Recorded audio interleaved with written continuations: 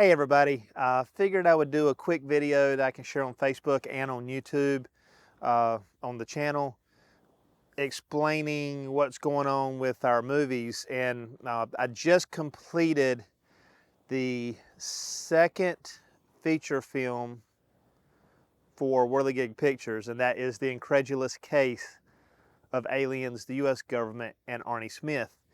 And I say it's the second, it's the first one released, but it's the second one that I have filmed under the Whirligig Pictures umbrella, and it's my second feature film. It's just The Great Dismal, the first one, is not quite finished yet. I still have a few scenes, and in fact, I shot 3 scenes this last week with William English uh, that we're going to also release as a short film to go along with The Great Dismal. It's kind of a prequel, but that'll still come out after The Great Dismal.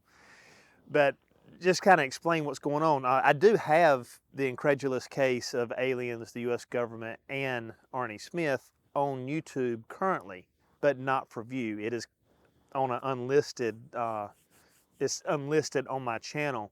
And that's because I have sent it to some screeners to get some, some feedback from them. I'm not going to change the film, but I want to see their thoughts for future projects going forward.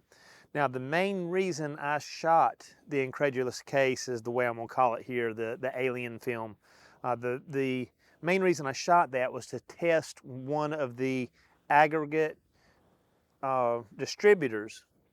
And what that does, this particular distributor I'm working with, they will send my film out to roughly 112, well, they have a library, an agreement with over 120 channels. Now, it's not going to fit every channel, so therefore it's not going to go to all 120, but it's going to go to a lot. And I'm talking channels everywhere from Amazon Prime to Shudder to, even some of the very, very far fringe where you just have female filmmakers, for instance. It wouldn't go there. I'm not a female filmmaker, obviously.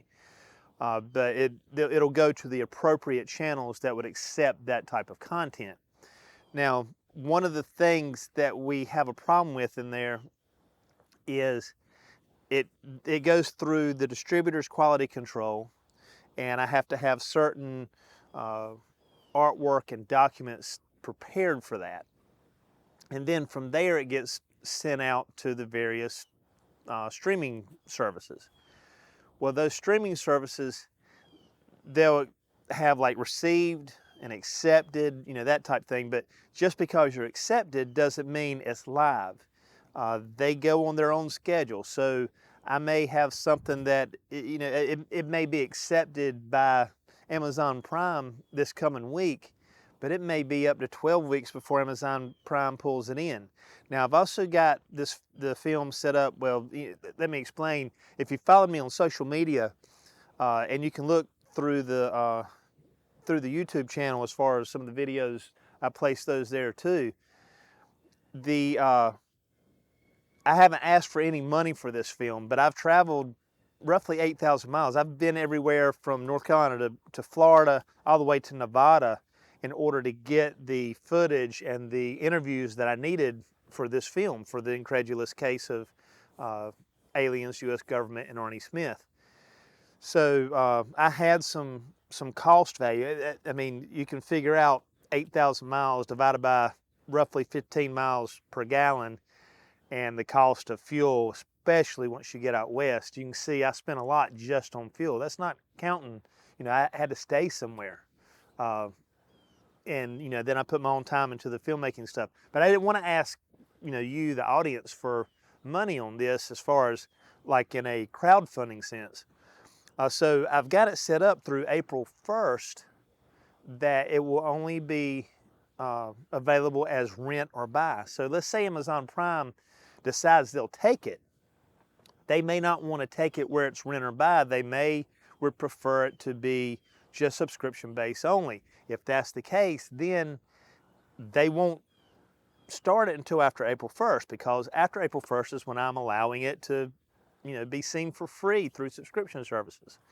So those are some of the hurdles, but not only do we see like if it's accepted, the only way we find out if it's live is once it's made its first sale. So, you know, they don't send them notification and say, hey, you know, you're on the channel now. That's not just Prime, that's basically all the streamers. When you get your first earnings report, then you know you're live. So there's some hurdles there. Now, I am sending it to 3 other streaming services that is completely, that is completely free. And but I'm distributing it to those 3 channels myself. Again, I'm just trying to get used to all this before the Great Dismal is ready, because the Great Dismal, I plan on rolling it out completely. It's completely different. It's a narrative. It's not a documentary like The Incredulous Case is. So just letting you know how all of that stuff goes in. Now, as far as my distributor, I did have one issue that I had to fix this morning, as a matter of fact. They had some problem with some of my artwork was coming through wonky, I guess, and so I redid the artwork. I added some still shots that were taken from the actual video as well. Think about like, Netflix is well known, so think about Netflix. You see like the thumbnails, but you also see the tall banners and you see the moving artwork. Well, I had to have that type stuff prepared so that depending on what streamer it is, however they show it on their library, it's got to be able to, you know, be seen properly. So anyway, that's some of the hurdles of a filmmaker, and you can see I've got the I'm here in Wilson, and that's kind of the goal with Whirligig Pictures. Even the name Whirligig Pictures is from the Whirligigs in Wilson. I'm trying to create something here in Wilson and in down east North Carolina, and I've got another film that I'll be starting soon. It'll kind of be in conjunction with me finishing The Great Dismal, getting those last few scenes in. So it's going to be based on a story here in eastern North Carolina, not far from here.